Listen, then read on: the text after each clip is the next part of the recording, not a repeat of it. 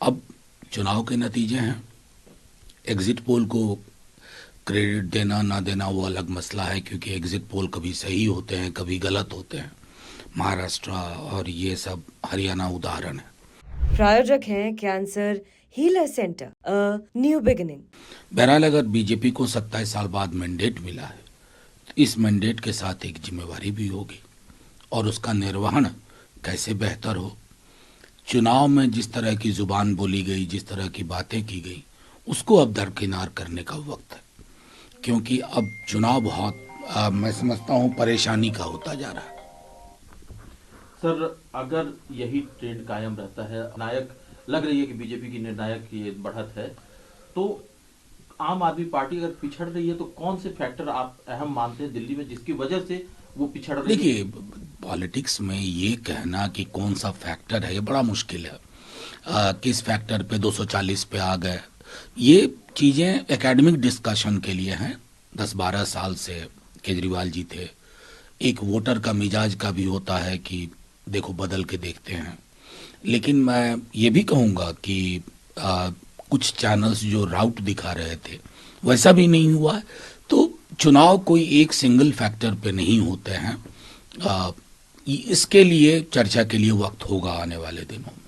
Sir, अभी तक के जो ट्रेंड है उसमें एक चीज जो बहुत खास नजर आ रही है कि आम आदमी पार्टी के कई बड़े नेता जो कि मंत्री पे चल रहे हैं, आतिशी दिल्ली के मुख्यमंत्री है और वो पहले राउंड से पोस्टल बैलेट की गिनती से ही वो लगातार पीछे चले हैं। केजरीवाल साहब कभी आगे हो रहे हैं, कभी पिछड़ रहे हैं। देखिए, सौरभ भारद्वाज पीछे हो गए हैं। इंडिविजुअल सीट्स पे कमेंट करना, ये देश अद्भुत है। प्रधानमंत्री जी पीछे चल रहे थे बनारस में, मुझको याद है सुबह जब 9:30-10 बजे तक मोदी जी पीछे थे। तो ये चुनाव है, जनतंत्र की यही खूबसूरती है कि कब आपको अर्श पे रखें, कब आपको फर्श पे लाएं, और सब पे लागू होता है किसी भी पॉलिटिकल पार्टी के लिए।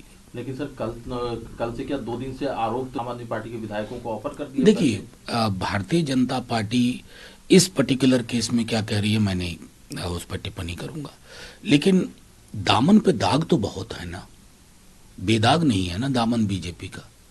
चुनी हुई सरकार आपकी सरकार हो जाती है, जहां एक एमएलए होता है वहां भी आप सरकार बना लेते हो, तो दामन पे दाग तो बहुत है।